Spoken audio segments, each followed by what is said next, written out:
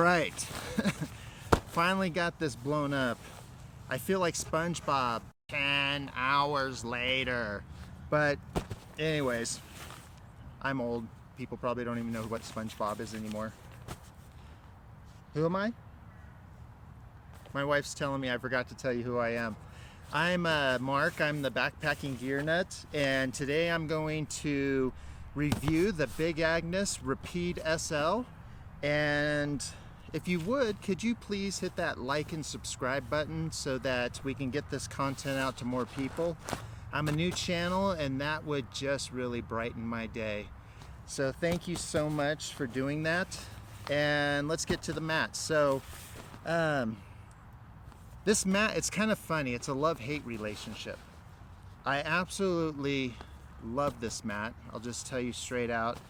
It is super comfortable, and I think that anybody who purchased this would be happy, except there's a couple things about it, and I'll talk through that. But this mat is just absolutely beautiful constructed, and the way the quilting is on here, it makes it so that you don't feel like you're on an air mattress where it feels all rolly.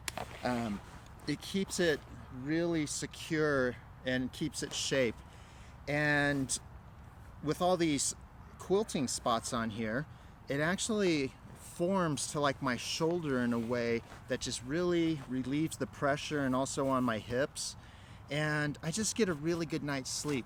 The other thing about this is it has these baffles on the side that are about a ½ inch taller, and it just really makes it feel like it's wider than it is. Now I have the long wide, so mine is 25 by 78, and I'm a tall guy because I'm 6'1", so this is really nice for me.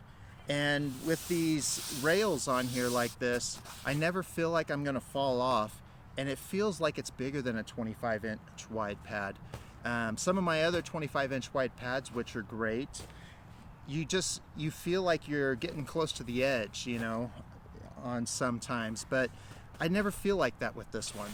It's really nice and plush. I get a really good night's sleep, and the R value on this is a 4.2, and if I'm wrong, I'll put it on the screen just because I have a hard time remembering numbers and stuff. But the value of that is that you'll be able to sleep at least 3 seasons in this, and if you put a closed cell foam sleeping pad underneath it, you can increase the R value by another 2, so you could sleep 4 seasons with it that way. And honestly, in the winter, I think it works better by doubling it up. Some people will get like the X-Therm, but the thing I really don't like about the X-Therm is the same thing I don't like about the X-Lite, and that's it sounds like a bag of potato chips. All the insulation crinkles all the time, and it's a great mattress. You know, I have some of Thermarest stuff, but I don't like the noise. It actually is too loud for me. But you don't really hear that on these ones, and you can get a really good night's sleep on this. And the other reason why I would say I would pick this and a closed-celled foam mat over the X-Therm is it makes it so for less money I can actually sleep 4 seasons or 3 seasons, and I'm fine without having to have a bunch of mats. Now in my case I have a bunch of mats, but that's because I'm a gear nut, and it's one of my most favorite things is to learn about stuff and to try new things. It's my favorite hobby, you know. Being able to go out and backpack and try new things is always exciting and fun for me.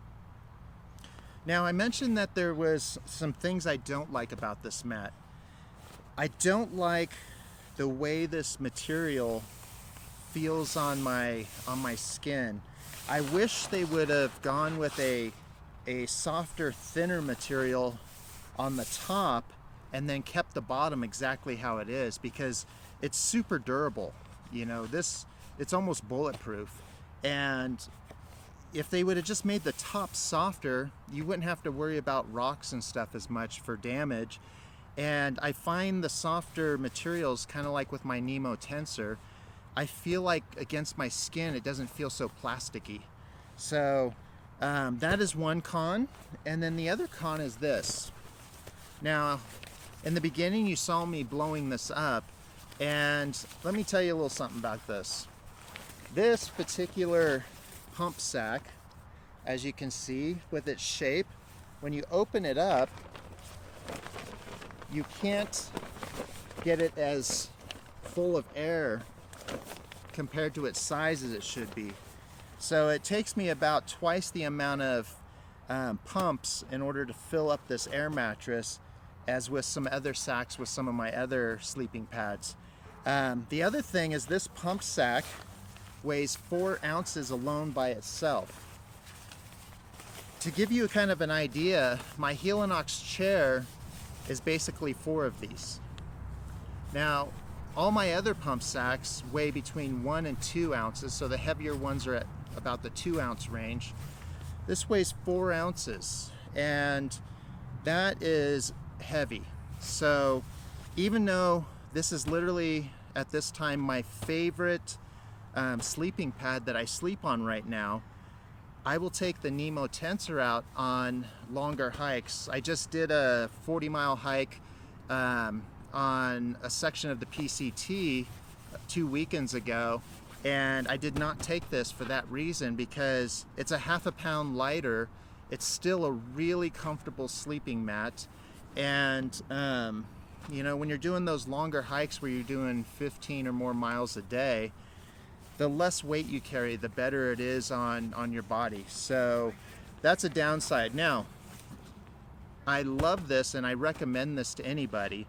And the reason I say that is because it is so incredibly comfortable, and I get such a good night's sleep on it that I'm willing to take the half a pound penalty for most of my weekend backpacking trips. And the only thing I really wish is, I wish Big Agnes, you know, can you make a lighter one and sell it so I can buy it, so I can cut the weight on this sleep system? The advertised weight on this is not correct in my opinion, and I'm going to show you on this. I'm going to cut to a shot where there's a scale and I show you what I'm talking about. But basically they give you the weight of the mat, not the weight of the mat, the sack, and the pump sack. And so when you compare this to like the Nemo tensor, they give you the weight of all 3 things in their weight. So this one looks like it's lighter than it really is.